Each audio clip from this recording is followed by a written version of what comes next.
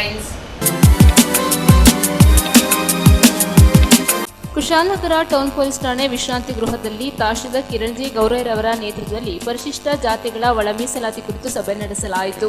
ಕೆಆರ್ಪೇಟೆ ಪಟ್ಟಣದ ಬೀಜ ಶಿಕ್ಷಣ ಸಂಸ್ಥೆ ಆವರಣದಲ್ಲಿ ಸಂವಿಧಾನ ಶಿಲ್ಪಿ ಡಾಕ್ಟರ್ ಬಿ.ಆರ್. ಅಂಬೇಡ್ಕರ್ ಅವರ ಬದುಕು, ಬರಹ ಮತ್ತು ಹೋರಾಟ ಕುರಿತ ವಿಚಾರ ಸಂಕಿರಣ ಕಾರ್ಯಕ್ರಮ ಹಮ್ಮಿಕೊಳ್ಳಲಾಗಿತ್ತು. ಸಿದ್ದಾಪುರ ಸಮೀಪದ ಅಮ್ಮತ್ತಿ ಜೆಎಂಪಿ ಶಾಲಾ ಮೈದಾನದಲ್ಲಿ ಜಿಲ್ಲಾ ಮಟ್ಟದ ಮುಸ್ಲಿಂ ಕಪ್ ಫುಟ್ಬಾಲ್ ಪಂದ್ಯಾವಳಿ ಆಯೋಜಿಸಲಾಗಿತ್ತು.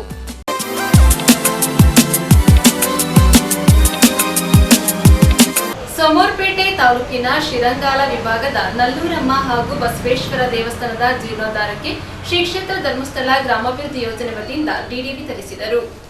ಸೋಮವಾರಪೇಟೆ ತಾಲೂಕಿನ ಶಿರಂಗಾಲ ವಿಭಾಗದ ನಲ್ಲೂರಮ್ಮ ಹಾಗೂ ಬಸವೇಶ್ವರ ದೇವಸ್ಥಾನದ ಜೀರ್ಣೋದ್ಧಾರಕ್ಕೆ ಕ್ಷೇತ್ರದಿಂದ ಮಂಜೂರಾದ 2 ಲಕ್ಷ ಡಿಡಿಯ ಮಂಜೂರಾತಿ ಪತ್ರವನ್ನು ಕೊಡಗು ಜಿಲ್ಲಾ ನಿರ್ದೇಶಕಿ ಶ್ರೀಮತಿ ಲೀಲಾವತಿ ಅವರು ಹಾಗೂ ತಾಲೂಕಿನ ಯೋಜನಾಧಿಕಾರಿಗಳಾದ ಶ್ರೀ ಹನುಮಂತಪ್ಪ ಅಂಗಡಿ ಅವರು ಆಡಳಿತ ಮಂಡಳಿಯ ಅಧ್ಯಕ್ಷರು, ಸದಸ್ಯರು ಹಾಗೂ ಗ್ರಾಮಸ್ಥರಿಗೆ ಹಸ್ತಾಂತರಿಸಿದರು. ಈ ಸಂದರ್ಭ ಜಿಲ್ಲಾ ನಿರ್ದೇಶಕರು ಕ್ಷೇತ್ರದಿಂದ ಸಮಾಜಮುಖಿಯಾಗಿ ಕೈಗೊಂಡ ಕಾರ್ಯಕ್ರಮಗಳಾದ ಶಿಕ್ಷಣ ಕ್ಷೇತ್ರದಲ್ಲಿ ಶಾಲೆಗಳಿಗೆ ಪೀಠೋಪಕರಣ ಒದಗಣೆ, ಜ್ಞಾನದೀಪ ಶಿಕ್ಷಕರ ನೇಮಕ ಮಾಡುವುದು, ಉನ್ನತ ಶಿಕ್ಷಣ ಮಾಡುತ್ತಿರುವ ವಿದ್ಯಾರ್ಥಿಗಳಿಗೆ ಸುಜ್ಞಾನ ನಿಧಿ ನೀಡುವುದರ ಮೂಲಕ ಬಡ ವಿದ್ಯಾರ್ಥಿಗಳಿಗೆ ಆರ್ಥಿಕವಾಗಿ ನೆರವಾಗುತ್ತಿದ್ದಾರೆ. ಸಾರ್ವಜನಿಕ ಹಿಂದೂ ರುದ್ರಭೂಮಿ ಅಭಿವೃದ್ಧಿ, ಗ್ರಾಮೀಣ ರೈತರಿಗೆ ಅನುಕೂಲವಾಗುವಂತೆ ಹಾಲು ಉತ್ಪಾದಕರ ಸಂಘಗಳಿಗೆ ಅನುದಾನ, ನಿರ್ಗತಿಕರಿಗೆ ಮಾಶಾಸನ, ವಿಶೇಷ ಚೇತನರಿಗೆ ಪರಿಕರಗಳ ವಿತರಣೆ ಹೀಗೆ ಕ್ಷೇತ್ರದ 10 ಹಲವಾರು ಕಾರ್ಯಕ್ರಮಗಳ ಕೊಡುಗೆಯ ಬಗ್ಗೆ ಮಾಹಿತಿ ನೀಡಿದರು. ಇದೇ ಸಂದರ್ಭ ಗ್ರಾಮ ಪಂಚಾಯತ್ ಅಧ್ಯಕ್ಷರಾದ ಚೇತನ್ ಎಂಎಂ, ಕಾರ್ಯದರ್ಶಿಯವರಾದ ರವಿ, ಒಕ್ಕೂಟ ಅಧ್ಯಕ್ಷರಾದ ಶ್ರೀಮತಿ ಮಂಜುಳಾ ಹಾಗೂ ವಲಯ ಮೇಲ್ವಿಚಾರಕರು, ಸೇವಾ ಪ್ರತಿನಿಧಿಗಳು ಉಪಸ್ಥಿತರಿದ್ದರು. ನ್ಯೂಸ್ ಸಂಗಮಕ್ಕಾಗಿ ಡಾಕ್ಟರ್ ಎಚ್.ಎಂ. ರಘುಕೋಟಿ, ಕುಶಾಲನಗರ.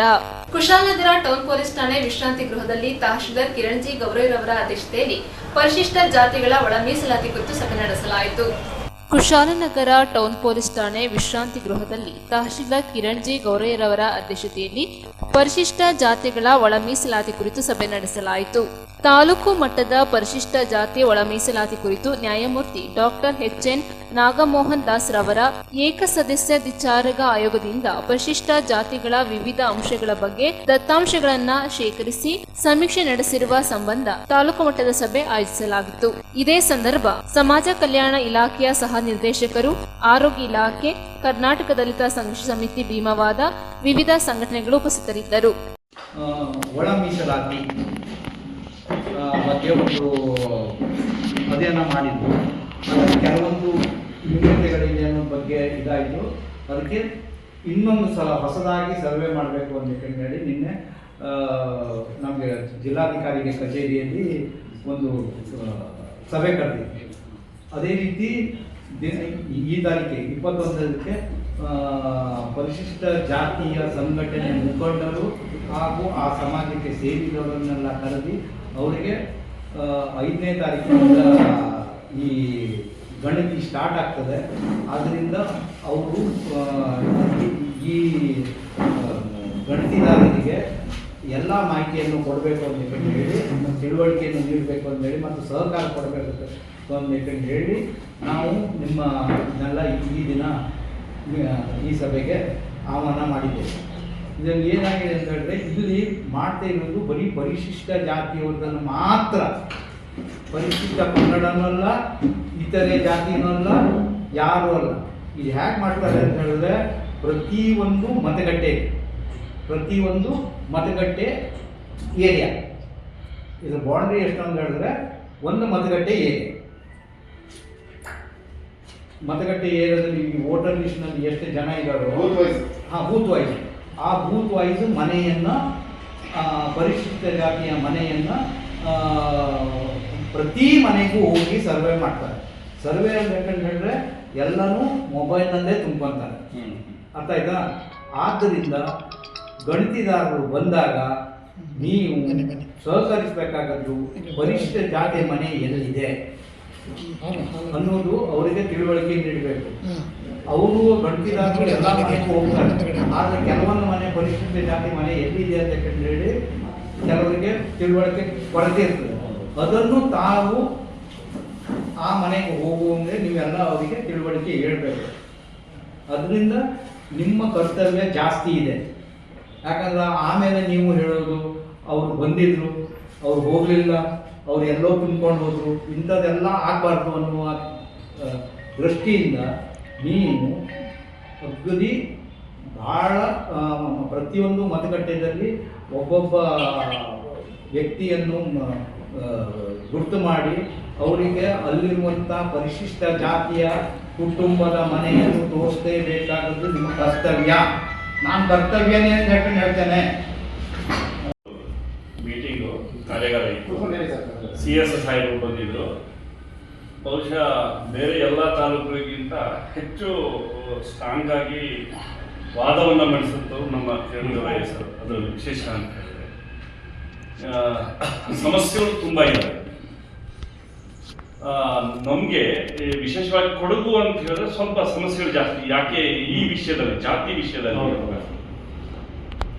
ಬಹುಶಃ ನಮಗೆ ಈಗಾಗಲೇ ಬಂದಿರೋದು ನಾಗಮೋಹನ್ ದಾಸ್ ಅವರ ಇದು ವರದಿಯನ್ನ ಕೊಟ್ಟು 5-6 ವರ್ಷ ಆಯಿತು, ಅದು ಜಾರಿಗೆ ತರಲಿಲ್ಲ.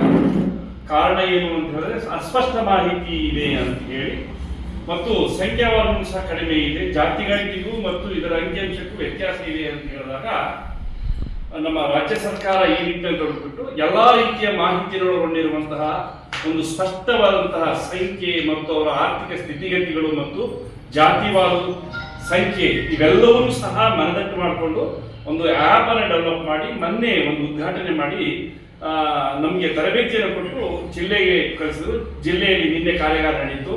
ಈ ಕಾರ್ಯಾಗಾರದಲ್ಲಿ ಹೆಚ್ಚು ಪ್ರಶ್ನೆ ಸರಿಯಾಗಿ ಕೇಳಿದ್ವಿ. ಏನು ಅಂತ ಹೇಳಿದ್ರೆ ಪರಿಶಿಷ್ಟ ಜಾತಿ ಅಂತ ಆದಿ ಕರ್ನಾಟಕ ಅಂತ ಹಾಕಿರ್ತಾರೆ. ಆದಿ ಕರ್ನಾಟಕದಲ್ಲಿ ಉಪಜಾತಿ ಯಾವುದು ಅಂತ ಹಾಕ್ಬೇಕು. 100 ಜಾತಿ ಇರ್ತದೆ, 101 ಜಾತಿ. ಹೌದು, ಆದಿ ಕರ್ನಾಟಕದಲ್ಲಿ ಬೇರೆ ಉಪಜಾತಿಗಳಿದೆ. ಆದಿ ಕರ್ನಾಟಕ ಅಂತ ಸ್ಪೆಸಿಫಿಕ್ ಆಗಿ ಒಂದೇ ಜಾತಿ ಅಲ್ಲ. ನಾವು ಬಹುಶಃ ಈ ಭಾಗದಲ್ಲಿರುವಂತವರು ಆದಿ ಕರ್ನಾಟಕ ಅಂತ ಹಾಕೊಳ್ತೀವಿ. ಆದಿ ಕರ್ನಾಟಕ ಅಂತ ಒಂದು ಗುಂಪು ಅಷ್ಟೇ ಅದು. ಆ ಗುಂಪಿನಲ್ಲಿ ಸರ್ ತುಂಬಾ ಚೆನ್ನಾಗಿ ಕೇಳಿದ್ರು. ಆದಿ ದ್ರಾವಿಡ, ಆದಿ ಕರ್ನಾಟಕ, ಆದಿ ಆಂಧ್ರ ಅನ್ನುವಂತಹ 3 ಪಂಗಡಗಳು ನಮ್ಮ ಚಳವಳಿದಾರರು ಮಾಡಿದ್ರು. ಪೆರಿಯರ್ ಅವರು ಆ ಕರ್ನಾಟಕದಲ್ಲಿ, ನಾರಾಯಣ ಇಂಥವರೆಲ್ಲ ಸೇರಿ, ಅಯ್ಯಂಕಾಳಿಯವರು ಸೇರಿ ಒಂದು ಚಳವಳಿಯನ್ನು ಮಾಡಿಕೊಂಡು ಅದೇ ರೀತಿಯಲ್ಲಿ ತಂದ್ರು.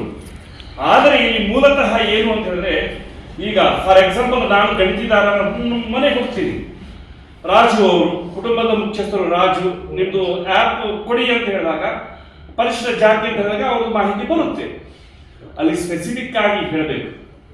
ಮಾದಿಗ, ಹೊಲೆಯ, ದಂಡೋರ, ಯಾವ ಜಾತಿಗಳು ಬರುತ್ತೋ ಆ ಜಾತಿಯನ್ನು ಕೇಳುವಂತ ಒಂದು ಪ್ರಮೇಯಗಳು ಬರುತ್ತೆ. ಬಂದಂತ ಅಧಿಕಾರಿಗಳಿಗೆ ನೀವು ಸ್ಪಷ್ಟವಾದಂತಹ ಮಾಹಿತಿ ಕೊಡದಿದ್ದರೆ ಯಾವ ಜನಾಂಗದವರು ಆ ಮಾಹಿತಿ ಕೊಡಲ್ವೋ ಆ ಜನಾಂಗಕ್ಕೆ ಅನ್ಯಾಯ ಆದಂಗಾಗುತ್ತೆ. ನಮ್ಮ ಯೋಜನೆಗಳು ಎಲ್ಲವೂ ಸಹ ಜನಸಂಖ್ಯಾವಾರು ಯೋಜನೆಗಳನ್ನು ರೂಪಿಸಿದಲೇ ಹೊರತು ಬೇರೆ ಯೋಜನೆಗಳು ರೂಪಿಸಿಲ್ಲ. ಮತ್ತೆ ನಾನು ಆದಿ ಕರ್ನಾಟಕ ಅಂತ ಹೇಳಿದ್ರೆ ನನ್ನ ಜಾತಿ ಕಡಿಮೆ ಆಗುತ್ತೋ ಎನ್ನುವಂಥದ್ದು ಅದು ಯಾವುದು ಸಹ ನೋಡಬಾರದು. ಅಧಿಕಾರಿಗಳು ಬಂದಿರೋದು ಅದರ ಗಣತಿ ಮಾಡಲಿಕ್ಕೆ. ಫಾರ್ ಎಕ್ಸಾಂಪಲ್ ಅಲ್ಲಿ ಬರುವಂಥದ್ದು ಇಲ್ಲಿ ಬೋವಿ, ಬೋಯಿ, ವಡ್ಡ, ಲಂಬಾಣಿ, ಸುಕಾಲಿಗ, ದಂಡೋರ ಈ ಜಾತಿಗಳು ಬಂದಾಗ ಸ್ಪೆಸಿಫಿಕ್ ಆಗಿ ಆ ಜಾತಿಯವರ ಗಣತಿಯನ್ನು ಬಹಳ ಮುಖ್ಯವಾಗಿರುತ್ತೆ. 101 ಜಾತಿಯಲ್ಲಿ ಒಂದೆರಡು ಪ್ರಬಲ ಜಾತಿಗಳು ಬರುವಂತ ಸೌಲಭ್ಯಗಳು ಮಾತ್ರ ಬಳಸ್ಕೊಳ್ತಾ ಇದೆ. ಇನ್ನು ಉಳಿದವರು ಶೋಷಿತರು ಹಾಗೆ ಶೋಷಣೆಗೆ ಒಳಪಟ್ಟುಕೊಂಡು ಹಾಗೆ ಜೀವನ ನಡೆಸ್ತಾ ಇರುವಂತದ್ದು ಒಂದು ಮಾಹಿತಿ ಸರ್ಕಾರಕ್ಕೆ ಹೋಗಿರುವುದರಿಂದ ಜಾತಿವಾರು, ಪಂಗಡವಾರು ಗಣತಿ ತುಂಬಾ ಅವಶ್ಯಕತೆ ಇರುವುದರಿಂದ ಅದರಲ್ಲಿ ಆಪಲ್ಲಿ ಪ್ರತಿಯೊಂದು ಮಾಹಿತಿನೇ ಇರುತ್ತೆ. ಅಂತರ್ಜಾತಿ ವಿವಾಹ ಆಗಿದೆಯಾ, ವಿವಾಹ ಆಗಿದ್ದಲ್ಲಿ ನಿಮ್ಮನ್ನು ಸರಿಯಾಗಿ ನೋಡ್ಕೊಳ್ತಾ ಇದೆಯಾ, ಮತ್ತು ನಿಮಗೆ ಹೋಟೆಲಲ್ಲಿ ಕಾಫಿ ಕುಡಿಲಿಕ್ಕೆ ಪ್ರತ್ಯೇಕ ಲೋಟ ಇಟ್ಟಿದ್ದಾರಾ ಅಥವಾ ಚೌರ ಮಾಡಲು ಹಿಂದೆ ಹಾಕ್ತಾ ಇದ್ದಾರಾ, ಇವೆಲ್ಲ ಪ್ರಶ್ನೆಗಳಿದ್ದಾರೆ. ಏನು ಇವರು ಗಣಿತದಾರ ನಮ್ಮನ್ನೆಲ್ಲ ಈ ತರ ಪ್ರಶ್ನೆ ಮಾಡ್ತಿದ್ದಾರೆ ಅಂತದ್ದು ಸಂಕೋಚ ಬೇಡ, ದಯವಿಟ್ಟು ಬೇಡ. ಅಂತಹ ಮಾಹಿತಿಗಳನ್ನು ಸ್ಪಷ್ಟವಾಗಿ ಗಣಿತದಾರರಿಗೆ ಕೊಟ್ಟರೆ ವಾಸ್ತವಿಕ ಫಲಾನುಭವಿಗಳಿಗೆ ನ್ಯಾಯ ಒದಗಿಸಿದಂತೆ ಆಗುತ್ತೆ ಅನ್ನೋ ದೃಷ್ಟಿಯಿಂದ ಈ ಒಂದು ಸಮೀಕ್ಷೆಯನ್ನ ಸರ್ಕಾರ ಕೈಗೊಂಡಿದೆ. ಹಾಗಾಗಿ ಮಾನ್ಯ ನಮ್ಮ ತಹಸೀಲ್ದಾರ್ ಸಾಹೇಬರು ನಿನ್ನೆ ಬಂದಾಗ ಪ್ರಶ್ನೆ ಮೇಲೆ ಪ್ರಶ್ನೆಯನ್ನ ಸುರಿದ್ರವರು ಸರ್ ಅವರು ಆ ರೀತಿ ಆದಾಗ ಹೇಗೆ ಮಾಡ್ತೀವಿ, ನಮಗೆ ಅಲ್ಲಿ ಪ್ರೊಟೆಕ್ಷನ್ ಬೇಕಲ್ಲ, ಹಾಗೆ ಹೀಗೆ ಅನ್ನುವಂಥ ಪ್ರಶ್ನೆಗಳು ಬರುತ್ತೆ. ಈಗ ಅಟ್ರಾಸಿಟಿ ಕೇಸ್ ಹಾಕ್ಬಿಡ್ತಾರೆ ಅಂತ ಹೇಳ್ಬಿಟ್ಟು ಕೆಲವರು ಅಧಿಕಾರಿಗಳು ಹೆದರ್ತಾರೆ. ಅಟ್ರಾಸಿಟಿ ಕೇಸ್ಗೋಸ್ಕರ ನಾವು ಆ ಗಣತಿಯನ್ನು ಬಿಡಂಗಿಲ್ಲ. ದಿನಾಂಕ 5/5/2025ರಿಂದ 17/5/2025 ಮನೆ ಮನೆ ಗಣತಿ ಇದ್ದೇ ಇರುತ್ತೆ. 17ರಿಂದ 21ರವರೆಗೂ ಆ ಪಂಚಾಯತಿ ವ್ಯಾಪ್ತಿಯಲ್ಲಿ ಬೂತ್ ಎಲ್ಲಿರುತ್ತೋ ಆ ಬೂತ್ ಅಲ್ಲಿ ಆ ಟೀಚರ್ಸ್ಗಳು ಯಾರು ಗಣತಿದಾರ ಇರ್ತಾರೋ ಬಂದು ಕೂತ್ಕೊಂಡಿರ್ತಾರೆ. ಯಾವುದಾದ್ರೂ ಬಿಟ್ಟು ಹೋಗಿದ್ದಾರೆ ಅವ್ರದ್ದು ಏನು ಒಳಮೀಸಲಾತಿ ಇದೆ ಅದಕ್ಕೆ ಸಂಬಂಧಪಟ್ಟಂಗೆ ತಾಲೂಕಿನ ಪ್ರತಿ ಜಾತಿಯ ಮನೆಗಳ ಕುಟುಂಬಗಳ ಸಮೀಕ್ಷೆಯನ್ನು ನಡೆಸಬೇಕಾಗುತ್ತೆ. ದಿನಾಂಕ 5ನೇ ಮೇ 2025ರಿಂದ 17ನೇ ಮೇ 2025 ಮನೆಗಳ ಸಮೀಕ್ಷೆ ಇರುತ್ತೆ. ನಂತರ ಕ್ಯಾಂಪ್ಗಳು ಕೂಡ ಇದೆ. ಆ ಸಂದರ್ಭದಲ್ಲಿ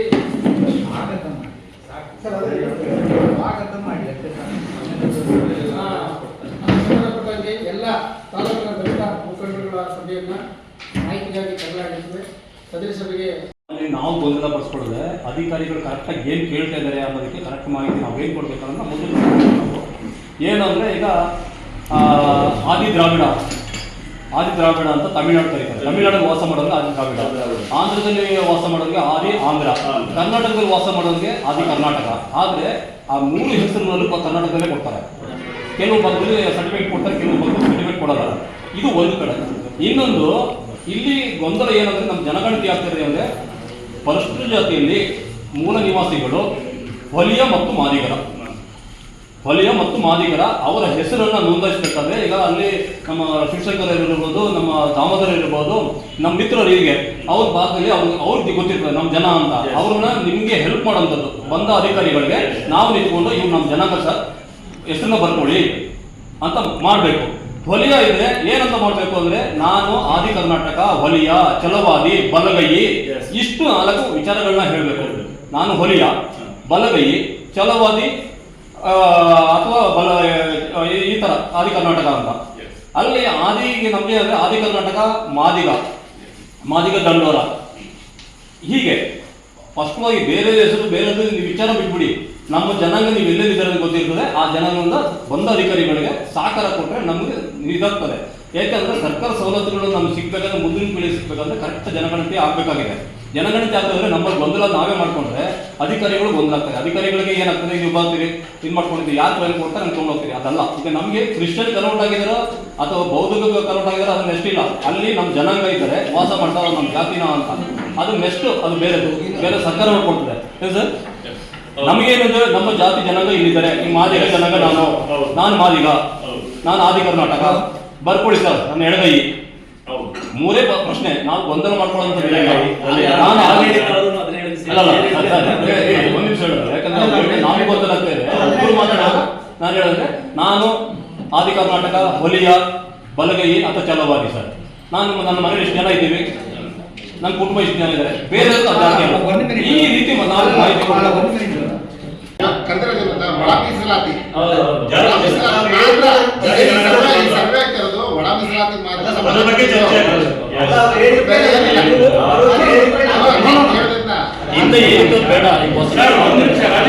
ಕೇಳಿ. ಇಲ್ಲಿ ಸಮಸ್ಯೆ ಏನು ಅಂತ ಯಾಕೆ ಕರೆದಿದ್ದು, ಮೂಲ ಉದ್ದೇಶ ಸಹಕಾರ ಕೊಡಿ. ಈಗ ನಾವು ಗಣತಿದಾರ ರಾಜು ಆದಿ ಕರ್ನಾಟಕ ಅಂತ ಇದೆ. ಸಬ್ ಕ್ಯಾಸ್ಟ್ ಯಾವುದು ಅಂತ ಹೇಳಿದಾಗ ನೀನು ಸಬ್ ಕ್ಯಾಸ್ಟ್ ಕೇಳ್ತೀಯ, ನಾನು ಮಾದಿಗ ಅಂತ ಹೇಳ್ಬೇಕೇನೋ. ಆ ಕಾಂಟ್ರವರ್ಸಿ ಆಗಬಾರ್ದು ಅನ್ನೋ ದೃಷ್ಟಿಯಿಂದ ತಾಲೂಕು ಅಧಿಕಾರಿಗಳು ಅದನ್ನು ಕೇಳಿದ್ದಾರೆ.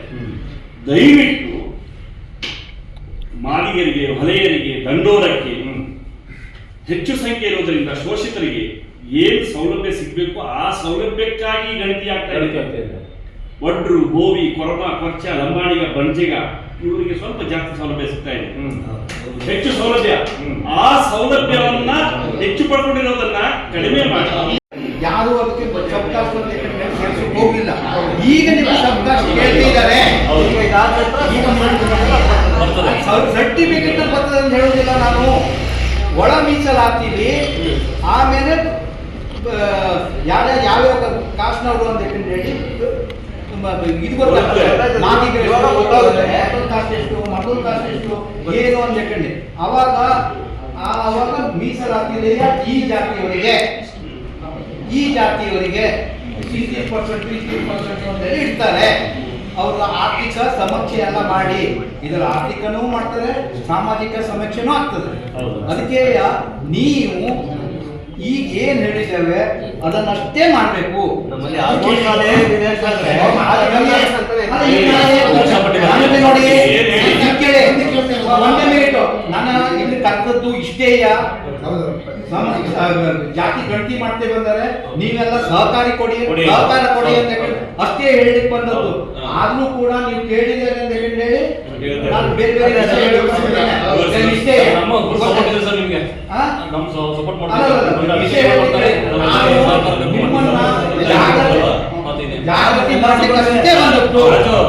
ಎಲ್ಲರೂ ಸಪೋರ್ಟ್ ಇದೆ ಅಂತ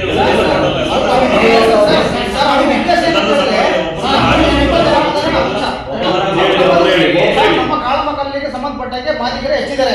ಕೆಲವರಲ್ಲಿ ಅಲ್ಲಿ ತಂದೆ ತಾಯಿಗಳಲ್ಲಿ ಸ್ವಲ್ಪ ಮಾದಿಗ ಅಂತ ಕ್ಯಾಸ್ಟ್ ಸರ್ಟಿಫಿಕೇಟ್ ಇದೆ. ನ್ಯೂಸ್ ಸಂಗಮಕ್ಕಾಗಿ ಡಾಕ್ಟರ್ ಎಚ್ ಮೃಗಕೋಟಿ, ಕುಶಾಲನಗರ. ಸಿದ್ದಾಪುರ ಸಮೀಪದ ಅಮ್ಮತ್ತಿ ಜೆಎಂಪಿ ಶಾಲಾ ಮೈದಾನದಲ್ಲಿ ಜಿಲ್ಲಾ ಮಟ್ಟದ ಮುಸ್ಲಿಂ ಕಪ್ ಫುಟ್ಬಾಲ್ ಪಂದ್ಯಾವಳಿ ಆಯೋಜಿಸಲಾಗಿತ್ತು.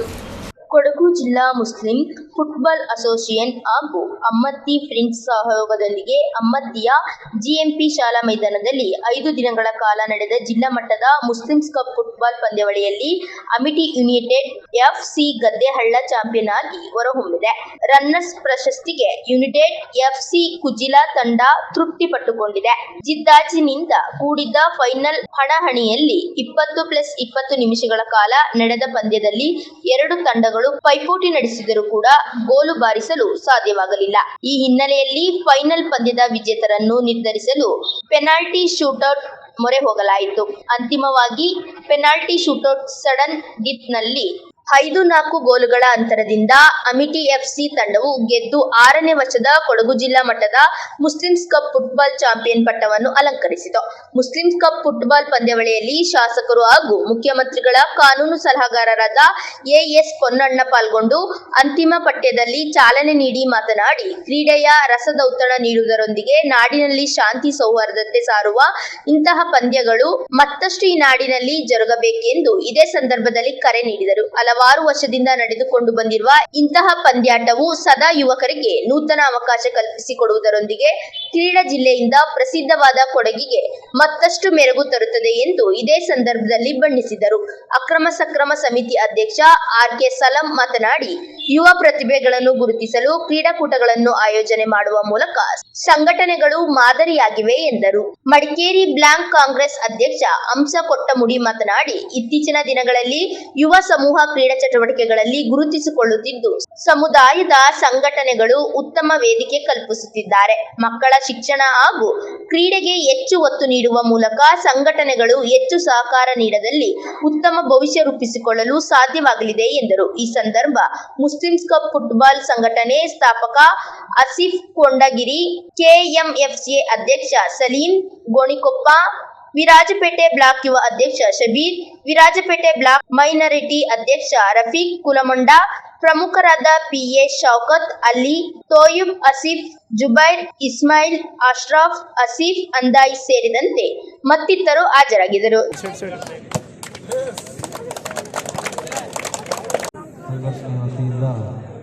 ಈ ವರ್ಷದ ಮುಸ್ಲಿಂ ಕಪ್ಪನ್ನು ಆಯೋಜಿಸಿದ್ದಾರೆ. ಇದರ ಭಾಗದಿಂದ ಎಲ್ಲ ಕೂಡ ಕ್ರೀಡಾಪಟುಗಳು ಬಂದು ಆಗಮಿಸಿದ್ದಾರೆ. 70ಕ್ಕಿಂತ ಹೆಚ್ಚು ತಂಡಗಳು ಈ ಸ್ಪರ್ಧೆಯಲ್ಲಿ ಭಾಗವಹಿಸ್ತಾ ಇದ್ದಾರೆ. ಬಹಳ ಸಂತೋಷದ ವಿಚಾರ. ಒಳ್ಳೆಯ ಒಂದು ದೊಡ್ಡ ಒಂದು ಕ್ರೀಡಾ ಸ್ಪರ್ಧೆಯನ್ನು ಆಯೋಜಿಸಿ ಯಶಸ್ವಿಯಾಗಿ ನಡೆಸಿ ಕೊನೆಯ ಹಂತಕ್ಕೆ ನಾವೆಲ್ಲ ಕೂಡ ಕೊಟ್ಟಿದ್ದೇವೆ. ಎಲ್ಲ ಶುಭಾಶಯಗಳನ್ನು ಕೊಡ್ತೀವಿ. ಕ್ರೀಡೆಗೆ ಒತ್ತು ಕೊಟ್ಟು ಕ್ರೀಡೆಗೆ ಪ್ರೋತ್ಸಾಹ ಕೊಟ್ಟು ನಡೆಸುವಂಥ ಎಲ್ಲ ಕಾರ್ಯಕ್ರಮಗಳಿಗೆ ಮತ್ತು ಅದನ್ನು ಪ್ರೋತ್ಸಾಹ ನೀಡುವಂಥ ಎಲ್ಲ ಸಂಘ ಸಂಸ್ಥೆಗಳಿಗೆ ಸದಾಕಾಲ ನನ್ನ ಸಹಕಾರ ಜೊತೆಗಿರುವಂಥ ಮಾತುಗಳಿಗೆ ಬಹಳ ವಿಶೇಷವಾದ ಬಹಳ ವರ್ಷಗಳಿಂದ ನಡೆಸ್ಕೊಂಡು ಬರ್ತಾಯಿದ್ದಾರೆ. ಶ್ರಮಿಸಿ ಹೆಚ್ಚು ಶ್ರಮೆ ವಹಿಸಿ ಈ ಕಾರ್ಯಕ್ರಮ ಮಾಡ್ತಾಯಿದ್ದಾರೆ. ಎಲ್ಲರಿಗೂ ಕೂಡ ಶುಭಾಶಯಗಳು. ಮತ್ತು ಕ್ರೀಡಾದ ಕೊನೆ ಹಂತ ಕನ್ನಡ ಫೈನಲ್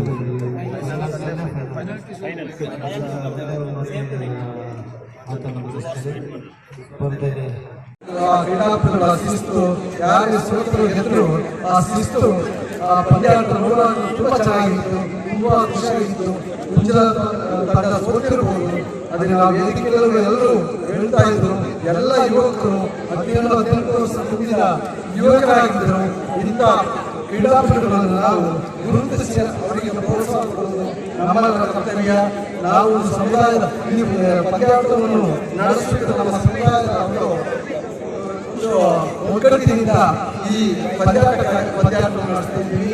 ಇದೇ ರೀತಿ ಇನ್ನೂ ಸಹ ಇಂಥ ಪಂದ್ಯಾಟಗಳು ನಮ್ಮ ಸಮುದಾಯಕ್ಕೂ ನಮ್ಮ ಎಲ್ಲ ಜನಾಂಗಕ್ಕೂ ಒಳ್ಳೆಯದಾಗಲಿ.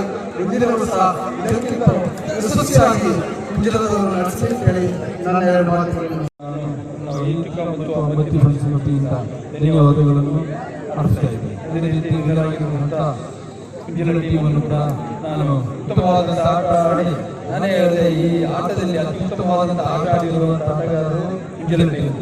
ಸ್ಪಷ್ಟವಾಗಿ ಈಗ ಪ್ರೇಮಿಯಾಗಿ ನಾನು ವೀಕ್ಷಣೆ ನೋಡಿದಾಗ ತುಂಬ ಅತ್ಯುತ್ತಮವಾದಂಥ ಆಟ ಆಡಬಹುದು. ತಾವು ಸೋತು ಗೆದ್ದಿದ್ದೀರ ಅಂತ ನಾನು ಈ ಸಂದರ್ಭದಲ್ಲಿ ಹೇಳ್ತಾ ಇದ್ದೇನೆ.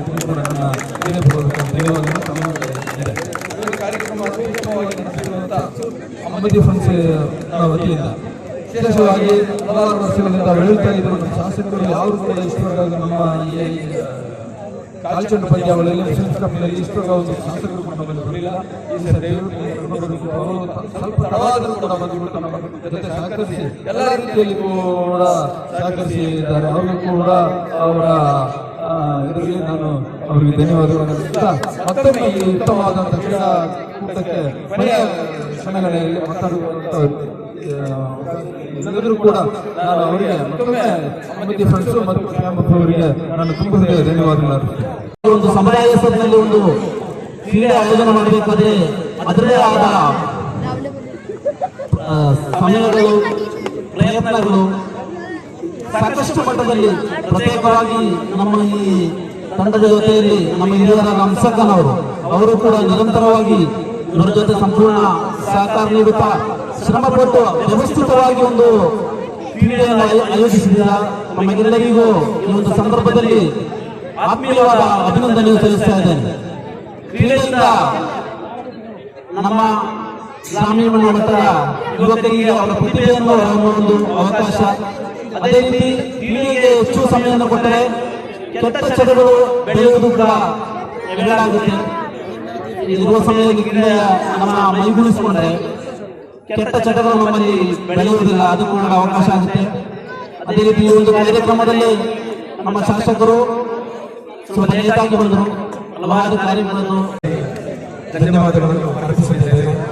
ಮುಖ್ಯವಾಗಿ ಅಧ್ಯಕ್ಷರಾಗಿ ಹೇಳಬಯಸುವುದೇನೆಂದರೆ ನಮ್ಮ ಸಹ ಕಾರ್ಯಕರ್ತರು ರಾತ್ರಿ ಹಗಲು ಇರುವೆಲ್ಲದೆ ಲೆಕ್ಕಿಸದೆ ಈ ಒಂದು ಆಟ ಸ್ಪರ್ಧೆಗಾಗಿ ಕಷ್ಟಪಟ್ಟು ತುಂಬ ನೋವು ಅನುಭವಿಸಿ ಈ ಒಂದು ಸ್ವರ್ಣ ವೇದಿಕೆ ಹಾಗೂ ಮೈದಾನವನ್ನು ಸಜ್ಜುಗೊಳಿಸಿದ್ದಾರೆ. ಅವರಿಗೂ ಕೂಡ ನಾನು ಆಭಾರಿಯಾಗಿರುತ್ತೇನೆ ಎಂಬ ಮಾತನ್ನು ಈ ಮೂಲಕ ತಿಳಿಯಪಡಿಸಿದ್ದೇನೆ. ಆಪು ಅದೇ ರೀತಿಯಲ್ಲಿ ತೈಬ್ರವರ ನೇತೃತ್ವದಲ್ಲಿ 2019ರಲ್ಲಿ ಕೊಂಡಂಗೇರಿಯಲ್ಲಿ ಪ್ರಪ್ರಥಮ ಬಾರಿಗೆ ನಾವು ಮುಸ್ಲಿಂ ಕಪ್ ಕಾಲ್ಚೆಂಡು ಪಂದ್ಯಾಟಗಳನ್ನು ಆಯೋಜಿಸಿದ್ದೇವೆ. ಈ ಒಂದು ಪಂದ್ಯಾಕೂಟದ ಪ್ರಪ್ರಥಮ ಬಾರಿಗೆ ನಡೆದಾಗ ಬಹಳ 88 ತಂಡಗಳು ಭಾಗವಹಿಸಿದ್ದು. ಅದರಲ್ಲಿ ಪ್ರತಿಶತ ಅರ್ಧದಷ್ಟು ತಂಡಗಳಿಗೆ ಫುಟ್ಬಾಲ್ ಏನೆಂಬುದೆಂದು ಗೊತ್ತಿರಲಿಲ್ಲ.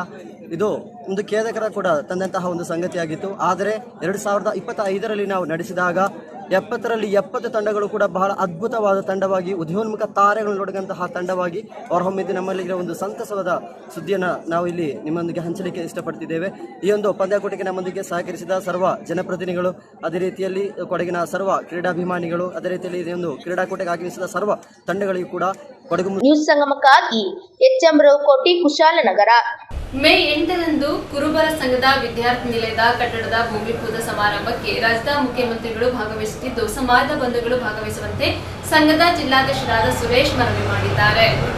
ಮೇ 8ರಂದು ಕುರುಬರ ಸಂಘದ ವಿದ್ಯಾರ್ಥಿ ನಿಲಯದ ಕಟ್ಟಡದ ಭೂಮಿ ಪೂಜಾ ಸಮಾರಂಭಕ್ಕೆ ರಾಜ್ಯದ ಮುಖ್ಯಮಂತ್ರಿ ಸಿದ್ದರಾಮಯ್ಯ ಅವರು ಮಂಡ್ಯ ನಗರಕ್ಕೆ ಆಗಮಿಸುತ್ತಿದ್ದು ಹೆಚ್ಚಿನ ಸಂಖ್ಯೆಯಲ್ಲಿ ಸಮಾಜದ ಬಂಧುಗಳು ಹಾಗೂ ಹಿಂದುಳಿದ ಸಮುದಾಯಗಳು ಜನರು ಆಗಮಿಸಿ ಮುಖ್ಯಮಂತ್ರಿಗಳಿಗೆ ಹೃದಯ ಸ್ಪರ್ಶಿ ಸ್ವಾಗತ ನೀಡಿ ಕಾರ್ಯಕ್ರಮವನ್ನು ಯಶಸ್ವಿಗೊಳಿಸಿಕೊಡಬೇಕು ಎಂದು ಮಂಡ್ಯ ಜಿಲ್ಲಾ ಕುರುಬರ ಸಂಘದ ಅಧ್ಯಕ್ಷ ಸುರೇಶ್ ಮನವಿ ಮಾಡಿದರು. 10 ಕೋಟಿ ರೂಪಾಯಿಗಳ ವೆಚ್ಚದಲ್ಲಿ ಕುರುಬ ಸಮಾಜದ ವಿದ್ಯಾರ್ಥಿಗಳ ಶೈಕ್ಷಣಿಕ ವಿಕಾಸಕ್ಕಾಗಿ ಭವ್ಯವಾದ ವಿದ್ಯಾರ್ಥಿ ನಿಲಯದ ಕಟ್ಟಡದ ನಿರ್ಮಾಣಕ್ಕೆ ಭೂಮಿ ಪೂಜಾ ಕಾರ್ಯವು ಮುಖ್ಯಮಂತ್ರಿ ಸಿದ್ದರಾಮಯ್ಯ ಅವರ ಅಮೃತ ಹಸ್ತದಿಂದ ನಡೆಯುತ್ತಿದ್ದ ಕಟ್ಟಡದ ಕಾಮಗಾರಿಗೆ ರಾಜ್ಯ ಸರ್ಕಾರವು ಈಗಾಗಲೇ 2 ಕೋಟಿ ರೂಪಾಯಿ ವಿಶೇಷ ಅನುದಾನವನ್ನು ಬಿಡುಗಡೆ ಮಾಡಿದ್ದು, ಇನ್ನೊಂದು ವರ್ಷದಲ್ಲಿ ನೂತನ ಕಟ್ಟಡವು ತಲೆ ಎತ್ತಲಿದೆ ಎಂದು ತಿಳಿಸಿದ ಮಂಡ್ಯ ಜಿಲ್ಲಾ ಕುರುಬರ ಸಂಘದ ಜಿಲ್ಲಾಧ್ಯಕ್ಷ ಸುರೇಶ್, ಈ ಕಾರ್ಯಕ್ರಮದಲ್ಲಿ ರಾಜ್ಯದ ಕೃಷಿ ಸಚಿವರು ಹಾಗೂ ಮಂಡ್ಯ ಜಿಲ್ಲಾ ಉಸ್ತುವಾರಿ ಸಚಿವರಾದ ಎನ್. ಚಲುವರಾಯಸ್ವಾಮಿ, ಹಿಂದುಳಿದ ವರ್ಗಗಳ ಕಲ್ಯಾಣ ಸಚಿವ ಶಿವರಾಜ್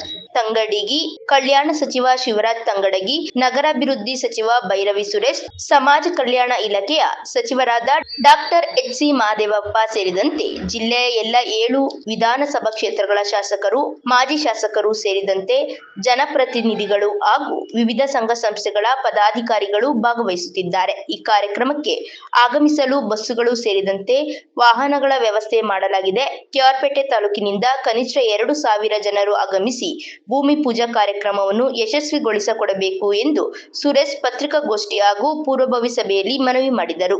ಕೆಆರ್ಪೇಟೆ ಪಟ್ಟಣದ ಎಂಕೆ ಬೊಮ್ಮೇಗೌಡ ಸಹಕಾರ ಭವನದಲ್ಲಿ ನಡೆದ ಸಮಾಲೋಚನಾ ಸಭೆಯಲ್ಲಿ ಮಾಜಿ ಶಾಸಕ ಕೆಬಿ ಚಂದ್ರಶೇಖರ್, ಟಿಎಪಿಸಿಎಂಸಿ ಅಧ್ಯಕ್ಷ ಬಿಎಲ್ ದೇವರಾಜ್, ಕೆಯುಐಡಿಎಫ್ಸಿ ಮಾಜಿ ಅಧ್ಯಕ್ಷ ಎಂಡಿ ಕೃಷ್ಣಮೂರ್ತಿ, ಜಿಲ್ಲಾ ಪಂಚಾಯಿತಿ ಮಾಜಿ ಸದಸ್ಯರಾದ L K Manjunath, Kodaganahalli V Manjegowda, Kasaba VSSN ಅಧ್ಯಕ್ಷ ಕೆ ಪುರುಷೋತ್ತಮ್, ಮಂಡ್ಯ ಜಿಲ್ಲಾ ಕುರುಬರ ಸಂಘದ ಪ್ರಧಾನ ಕಾರ್ಯದರ್ಶಿ ಶಶಿಧರ್, ಮುಖಂಡರಾದ ಎಲ್ಪಿ ನಂಜಪ್ಪ, ಅದಿಹಳ್ಳಿ ಮೀನಾಕ್ಷಿ, ಸಮಾಜ ಸೇವಕರಾದ ಮಲ್ಲಿಕಾರ್ಜುನ್, ತಾಲೂಕು ಕುರುಬರ ಸಂಘದ ಪ್ರಧಾನ ಕಾರ್ಯದರ್ಶಿ ಕಾಡು ಮೆಣಸು ಚಂದ್ರು, ಯುವ ಘಟಕದ ಅಧ್ಯಕ್ಷ ಸ್ಥಾಯಿ ಸಮಿತಿ ಸೇರಿದಂತೆ ನೂರಾರು ಜನರು ಪೂರ್ವಭಾವಿ ಸಭೆಯಲ್ಲಿ ಭಾಗವಹಿಸಿದರು. ಮೇ 8ರಂದು ಮಂಡ್ಯ ಜಿಲ್ಲಾ ಕುರುಬರ ಸಂಘದ ಆಶ್ರಯದಲ್ಲಿ ನೂತನವಾಗಿ ಬಾಲಕರ ವಿದ್ಯಾರ್ಥಿ ನಿಲಯ ಕಟ್ಟಡವನ್ನು ಸನ್ಮಾನ್ಯ ಸಿದ್ದರಾಮಯ್ಯನವರು ಕರ್ನಾಟಕ ರಾಜ್ಯದ ಜನಪ್ರಿಯ ಮುಖ್ಯಮಂತ್ರಿಗಳು ಶಂಕುಸ್ಥಾಪನೆ ಮಾಡ್ತಾ ಇದ್ದಾರೆ. ಆ ಶಂಕುಸ್ಥಾಪನೆಗೆ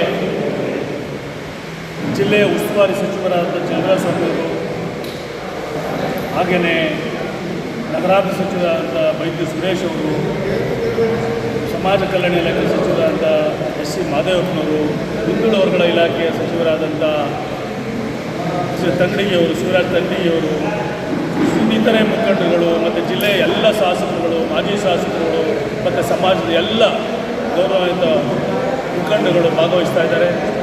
ಕೆಆರ್ಪೇಟೆಯ ಎಲ್ಲ ನನ್ನ ಬಂಧುಗಳಿಗೆ ನಾನು ವಿಶೇಷವಾಗಿ ಎಲ್ಲ ವರ್ಗದ ಜನಕ್ಕೆ ನಾನು ಮನವಿಯನ್ನು ಮಾಡ್ತೇನೆ. ಈ ಕಾರ್ಯಕ್ರಮಕ್ಕೆ ತಾವೆಲ್ಲ ಬಂದು ಆ ಶಂಕುಸ್ಥಾಪನೆ ಕಾರ್ಯಕ್ರಮದಲ್ಲಿ ಭಾಗವಹಿಸಿ ಆ ಕಾರ್ಯಕ್ರಮ ಯಶಸ್ವಿಗೊಳಿಸ್ಕೊಳ್ಬೇಕು ಅಂತೇಳಿ ಎಲ್ಲರೂ ಕೂಡ ಮನವಿಯನ್ನು ಮಾಡ್ತೀನಿ.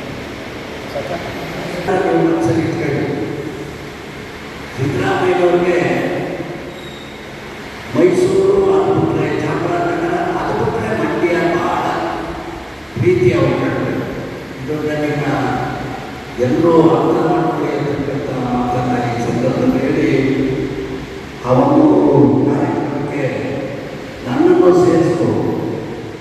ಒಂದು ಕನಿಷ್ಠ ಒಂದು 2,000 ಜನ ಒಳ್ಳೆಯದು ಅಂತಕ್ಕಂಥ ಸಲಹೆಯನ್ನು ನಿಮಗೆ ಬೆಳಗ್ಗೆ ಕೊಡ್ತೀನಿ. ಏನಾರ ಈಗ ಬಂದು ಸಹಾಯ ಮಾಡ್ತೀವಿ.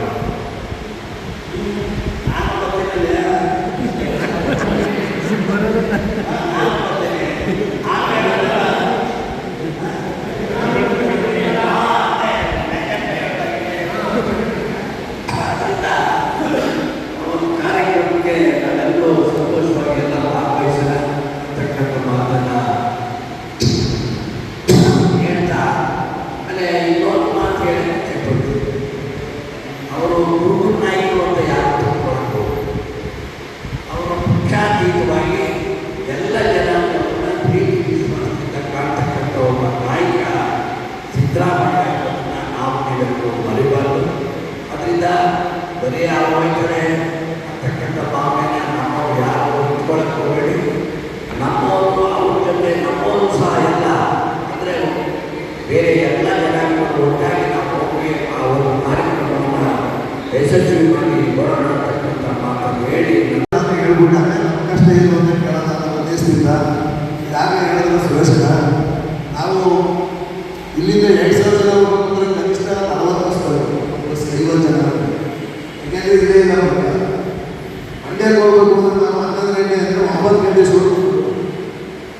ಗಂಟೆ ಟ್ರಾಫಿಕ್ ಸಮಸ್ಯೆಗಳಿರ್ತದೆ ಓಡಿಸೋದಿಲ್ಲ.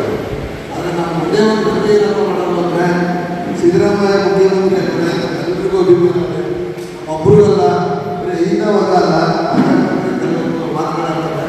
ಆದರೆ ಸಿದ್ದರಾಮಯ್ಯರು ಸರ್ವ ಜಾತಿಯ ಪ್ರತಿಯೊಬ್ಬರು ನಾಯಕರು ಅಷ್ಟು ಪ್ರೀತಿ ಪಡ್ತಾರೆ, ಅಷ್ಟು ಇಷ್ಟಪಡ್ತಾರೆ, ಅವರು ಅಷ್ಟೇ ಇಷ್ಟಪಡ್ತಾರೆ. ಜನಗಳ ಮಧ್ಯದಲ್ಲಿ ಜನನಾಯಕರಾಗಿ ಬಂದಂಥ ನಾಯಕರು ಏಕಾಏಕಿ ಸೀದಾ ಡೈರೆಕ್ಟ್ ಬಂದಂಥವರಲ್ಲ, ಜನನಾಯಕರಾಗಿ ಜನಗಳ ಮಧ್ಯದಲ್ಲಿ ಬಂದಂಥ ಒಬ್ಬ ನಾಯಕರು. ಅದಕ್ಕೋಸ್ಕರ ಕ್ರಮಪಟ್ಟಾಗಿದೆ. ದಯಮಾಡಿ ಜಿಲ್ಲಾಧ್ಯಕ್ಷರು ನೀವು ಏನು ವೈಬೇಕು ಅಂದರೆ ಅದಕ್ಕೆ ವೈಕಲ್ಪದಲ್ಲಿ ಅದಕ್ಕೆ ಆಗುವಂಥ ಖರ್ಚು ವೆಚ್ಚಗಳನ್ನು ಸಹ ನೀವುಗಳ ಅದರ ಜವಾಬ್ದಾರಿಯ ಜಿಲ್ಲಾ ಮಟ್ಟದವರು. ಅದರ ಜೊತೆಗೆ ಏನು ನಮ್ಮ ತಾಲೂಕಿಂದ ಯಾವುದೇ ಪಂಚಾಯತಿ ಆಗಲಿ ಹೋಗಲಿ ದಯಮಾಡಿ ವೆಹಿಕಲ್ ಇಸ್ಕೊಂಡು ಅವರೇ ನಮ್ಮನೇ ಕೊಡಬೇಕು. ಇವು ಏನಾದರೆ ನ್ಯೂಸ್ ಸಂಗಮಕ್ಕಾಗಿ ಡಾಕ್ಟರ್ ಕೆ.ಆರ್. ನೀಲಕಂಠ, ಕೆಆರ್ಪೇಟೆ. ಕೆಆರ್ಪೇಟೆ ಪಟ್ಟಣದ ಬಿಜೆ ಶಿಕ್ಷಣ ಸಂಸ್ಥೆ ಆವರಣದಲ್ಲಿ ಬಿಜೆ ಶಿಕ್ಷಣ ಸಂಸ್ಥೆ, ಕರ್ನಾಟಕ ರಾಜ್ಯ ರೈತ ಸಂಘ, ಸ್ನಾತಕೋತ್ತರ ಕೇಂದ್ರಗಳ ಸಂಯುಕ್ತಾಶ್ರಯದಲ್ಲಿ ಸಂವಿಧಾನ ಶಿಲ್ಪಿ ಡಾಕ್ಟರ್ ಬಿ.ಆರ್. ಅಂಬೇಡ್ಕರ್ ಅವರ ಬದುಕು ಬರಹ ಮತ್ತು ಹೋರಾಟ ಕುರಿತ ವಿಚಾರ ಸಂಕಿರಣ ಕಾರ್ಯಕ್ರಮ ಆಯೋಜಿಸಲಾಗಿತ್ತು. ಕೆಆರ್ಪೇಟೆ ಪಟ್ಟಣದ ಬಿಜಿಎಸ್ ಶಿಕ್ಷಣ ಸಂಸ್ಥೆ ಆವರಣದಲ್ಲಿ ಬಿಜಿಎಸ್ ಶಿಕ್ಷಣ ಸಂಸ್ಥೆ, ತಾಲೂಕಿನ ಸಮನ ಮನಸ್ಕಾರ ವೇದಿಕೆ, ಕರ್ನಾಟಕ ರಾಜ್ಯ ರೈತ ಸಂಘ, ವಿವಿಧ ದಲಿತ ಸಂಘಟನೆಗಳು, ದಲಿತ ಶಿಕ್ಷಣ ಅಭಿವೃದ್ಧಿ ಸಂಸ್ಥೆ, ಉದಯ ರವಿ ಟ್ರಸ್ಟ್, ಪದವಿ ಪೂರ್ವ ಉಪನ್ಯಾಸಕರ ಸಂಘ, ಸಮಾಗಮ ವೆಲ್ವೇರ್ ಫೌಂಡೇಶನ್, ಸ್ವಾಭಿಮಾನಿ ನೌಕರರ ಬಳಗ ಮತ್ತು ಸರ್ಕಾರಿ ಪ್ರಥಮ ದರ್ಜೆ ಕಾಲೇಜು ಸ್ನಾತಕೋತ್ತರ ಕೇಂದ್ರಗಳ ಸಂಯುಕ್ತ ಆಶ್ರಯದಲ್ಲಿ ಆಯೋಜಿಸಿದ್ದ ಸಂವಿಧಾನ ಶಿಲ್ಪಿ ಡಾಕ್ಟರ್ ಬಿ.ಆರ್. ಅಂಬೇಡ್ಕರ್ ಅವರ ಬದುಕು ಬರಹ ಮತ್ತು ಹೋರಾಟ ಕುರಿತು 2 ದಿನಗಳ ವಿಚಾರ ಸಂಕಿರಣವನ್ನು ಉದ್ಘಾಟಿಸಿ ಅವರು ಮಾತನಾಡಿದರು. ದೇಶ ಆತಂಕದ ಪರಿಸ್ಥಿತಿಯಲ್ಲಿದೆ. ಅಂಬೇಡ್ಕರ್ ಅವರ ಸಂವಿಧಾನವನ್ನು ಬದಿಗೊತ್ತುವ ಪ್ರಯತ್ನಗಳು ನಡೆಯುತ್ತಿವೆ. ಇಂತಹ ಸನ್ನಿವೇಶದಲ್ಲಿ ಬಿಜಿಎಂ ಶಿಕ್ಷಣ ಸಂಸ್ಥೆ ಸೇರಿದಂತೆ ತಾಲೂಕಿನ ವಿವಿಧ ಪ್ರಗತಿಪರ ಸಂಘಟನೆಗಳು ಒಗ್ಗೂಡಿ ಅಂಬೇಡ್ಕರ್ ಕುರಿತು ವಿಚಾರ ಸಂಕಿರಣ ಆಯೋಜಿಸಿರುವುದು ಅಭಿನಂದನೀಯ ಎಂದ ಶಿವಪ್ರಸಾದ್, ದೇಶದ ಯುವ ಸಮುದಾಯ ಆಧುನಿಕತೆಯ ಸೆಳೆತಕ್ಕೆ ಒಳಗಾಗಿ ದೇಶದ ಜನರಿಗೆ ಮಾರ್ಗದರ್ಶನ ಮಾಡಿದ ಮಹನೀಯರನ್ನು ಮರೆಯುವುದರಲ್ಲಿ ಮೊದಲ ಸಾಲಿನಲ್ಲಿದ್ದಾರೆಂದು ವಿಷೇದಿಸಿದರು. ಅಮ್ಮನಿಲ್ಲದ ಮನೆ ಅನಾಥವಾಗುತ್ತದೆ. ಅಂಬೇಡ್ಕರ್ ಚಿಂತನೆಗಳಿಲ್ಲದ ದೇಶ ಅನಾಥವಾಗುತ್ತದೆ.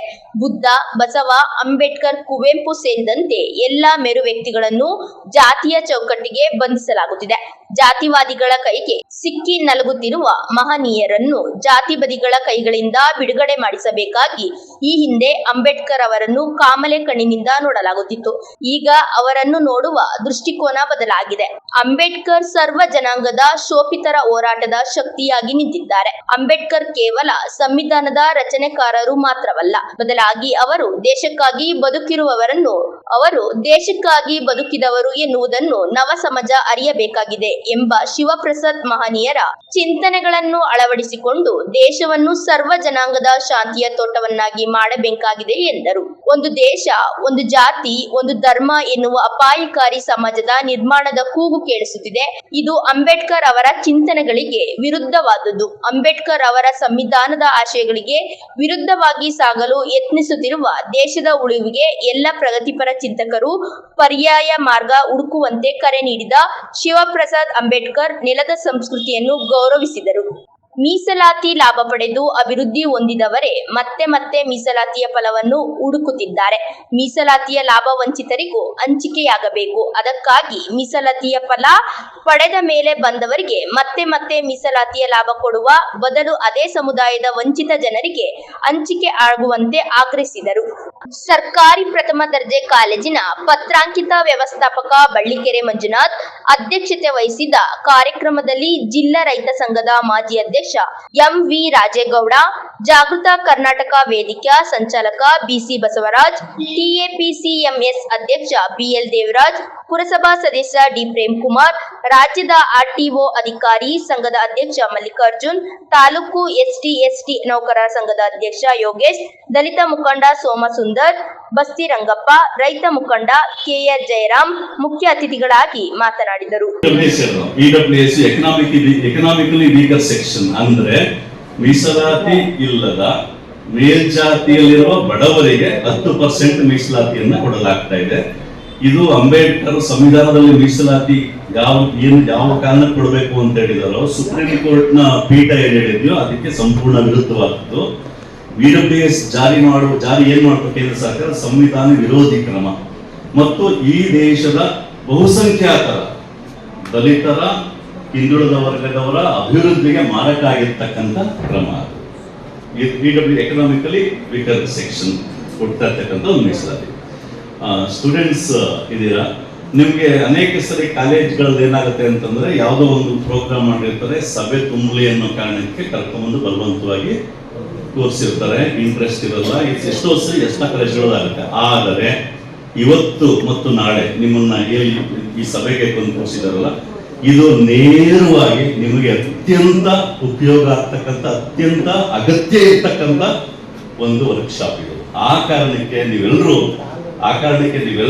ಈ ಆಯೋಜನೆ ಯಾರು ಮಾಡಿದ್ದಾರೆ ಅವ್ರಿಗೆಲ್ಲರಿಗೂ ಪ್ರೋತ್ಸಾಹದಾಯಕವಾಗಿ ಒಂದು ಚಪ್ಪಾಳೆ ಹೊಡೆಯಿದೆ.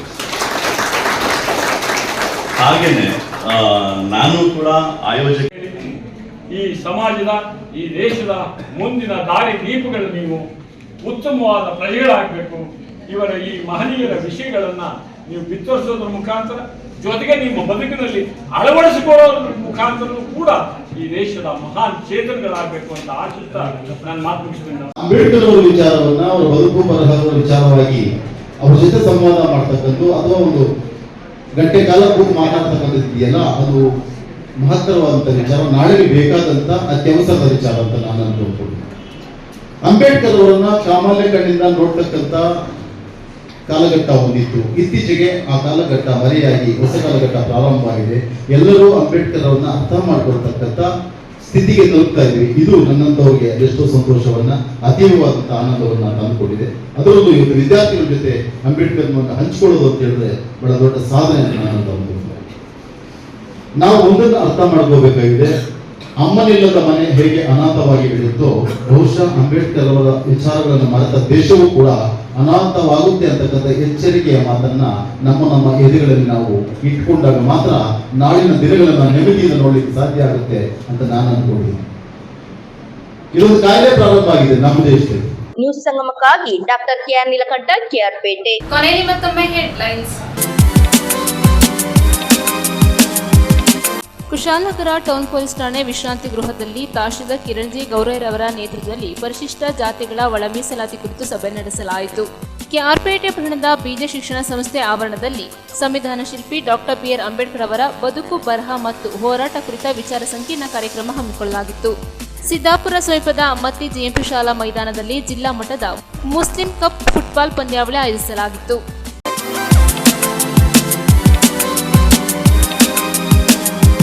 ಇಲ್ಲಿಗೆ ನ್ಯೂಸ್ ಸಂಗಮ ಮುಕ್ತಾಯವಾಯಿತು. ಸುದ್ದಿ, ಮಾಹಿತಿ, ಮನೋರಂಜನೆಗಾಗಿ ನೋಡ್ತಾ ಇರಿ ಸಂಗಮ ಟಿವಿ. ವಂದನೆಗಳೊಂದಿಗೆ ಸುಪ್ರೀತಾ ಎಲ್ಲೆ.